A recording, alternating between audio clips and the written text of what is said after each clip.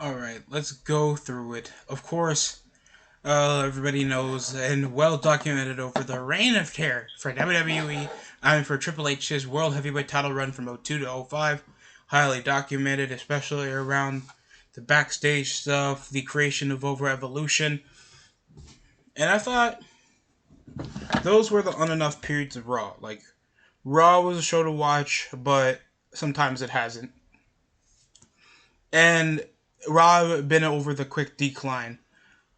Now, over the fan base, people complain primarily about Triple H's extended title run when his reign wasn't really to keep it hostage. Yes, politicking was involved, but overly that he was the most established guy you can drop the belt to.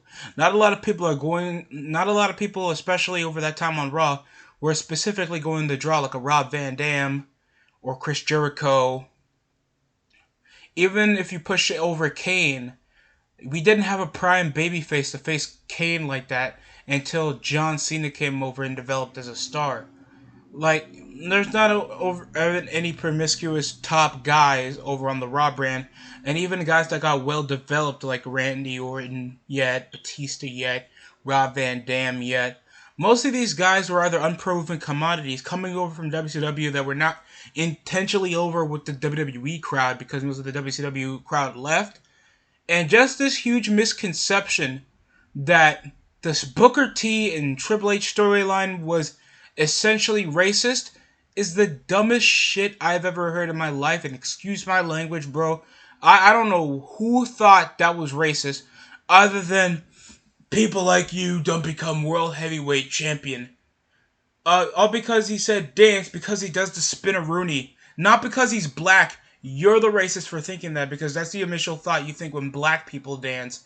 When you think they're poverty. When they did a rags to riches storyline, initially documented that, but, that Booker T came from the bottom of Harlem, and now he's there. Lives in Texas, makes it up from the top. Wrestling literally saved his life. And now he comes over, finally headlining WrestleMania for the first time to win back the world's title that he hasn't had since '01. How's that a bad storyline?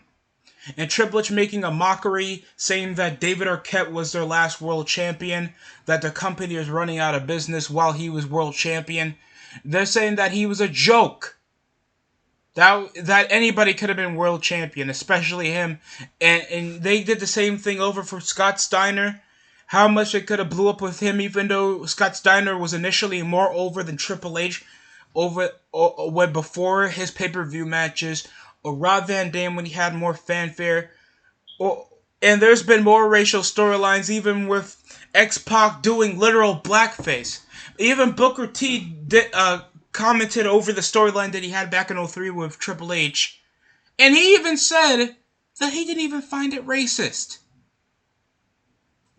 What type of cockamamia intelligence that you guys think of? From all the homophobic, sexist, disrespectful, objectifying, raunchy bullshit that 2003 to like 2007 Monday Night Raw was doing, still over that time. You gotta go over Triple H being the top guy, given the world title, disrespecting the guy that came from the other company, that gets over with the fans with his little spinneroony, that his song involves hip hop. He doesn't look like a star in his eyes. Coming from the other company, and he thinks he's a mid-carder because he hasn't headlined much shows. Not because he's a black Negro coon jumping around hippity hopping like a little porch monkey. You guys are insane. I don't know where that came from for most of the storylines. Or how he even initialized, like, people like you don't become world champion.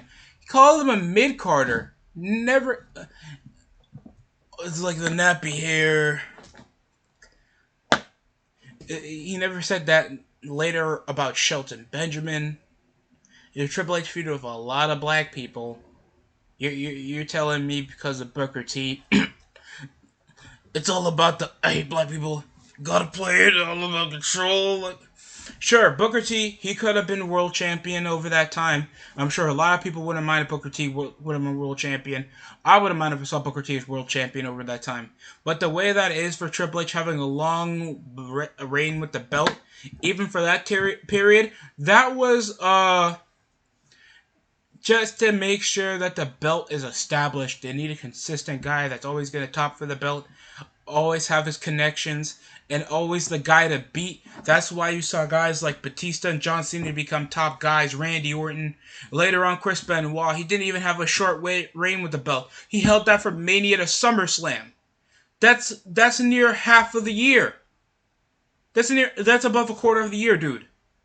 That's from like what 20 was like from March, and SummerSlam was August. And he's rematched with Batista and Triple H the same year, beat Kane, and defended the World Tag Titles in one night. That was like bad blood. Beat Triple H again in a stupid storyline with Eugene, and that's pushing him over. And then he drops the belt to the younger guy, Randy Orton. Too bad you can't see that in the network.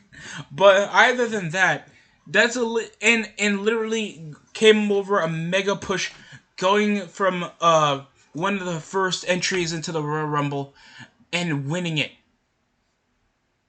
You can't tell me they didn't have a plan over from that for Benoit, one of the other fan favorites that's an amazing technical worker.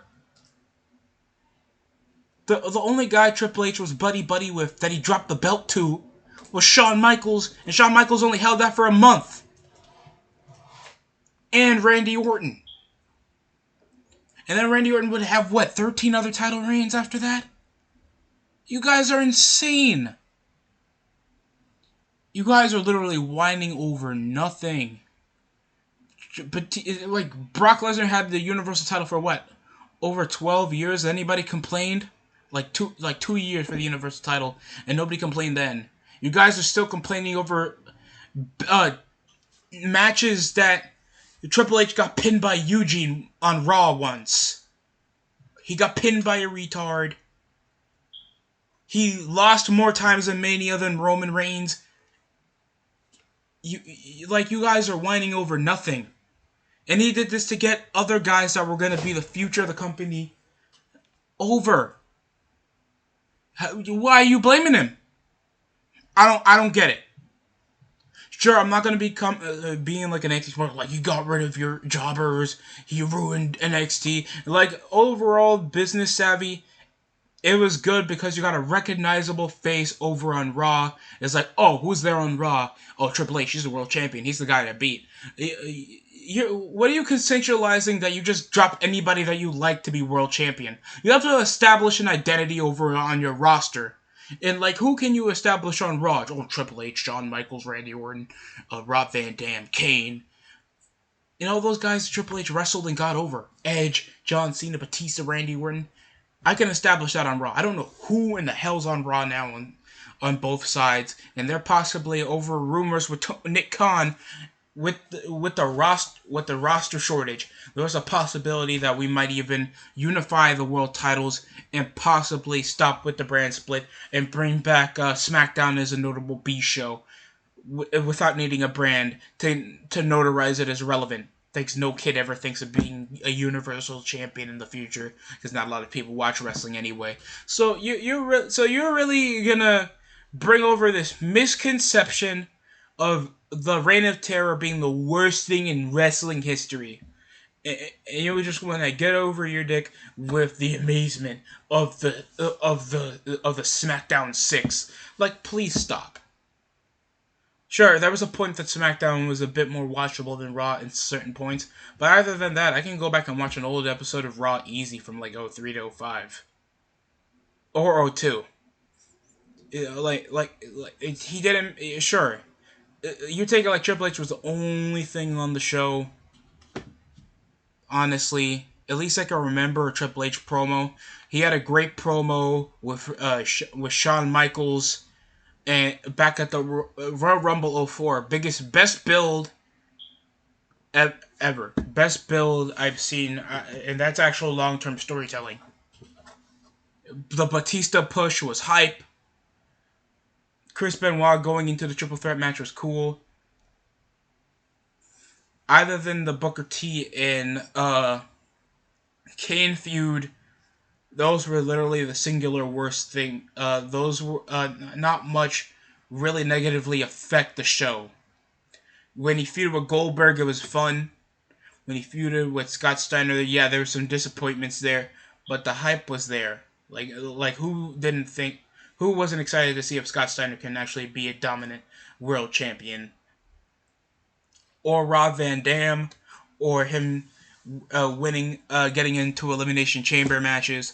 Like, you needed a guy to look like a legit star to make sure winning the belt didn't feel like it was just another guy's world champion, like ROH does whenever they have a guy hold the belt for like over 6 months, and then you have to be like, oh, but he beat the same guys that were world champion, but beat different guys as well to make the belt like, that makes no sense in my opinion.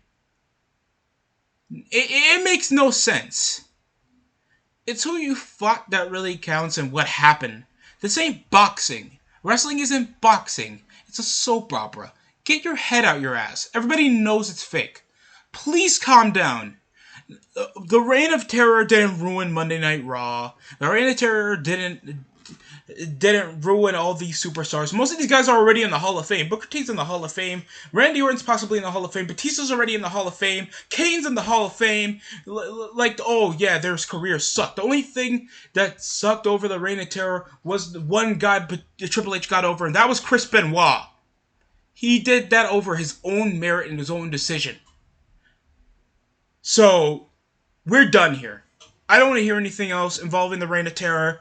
How it glosses over like it's a big thing over Triple H's run when he was WWF champion back around the Attitude Era, and how it screwed over Chris Jericho and Benoit, but he was still in headlines, or how Rollins doesn't elevate anybody when he's world champion. Kevin Owens never elevated anybody. All these fan favorites now that you guys have, and you're just gonna blame it over to the booking, even though these guys can't organically get over or can't look legit enough to actually get anybody over. So yeah, let's blame Triple H. Wow. I was like 5 years old when most of that crap was happening. That's it for me. Thanks for watching. Hope you guys enjoy the rest of your night. That's it from the DST show.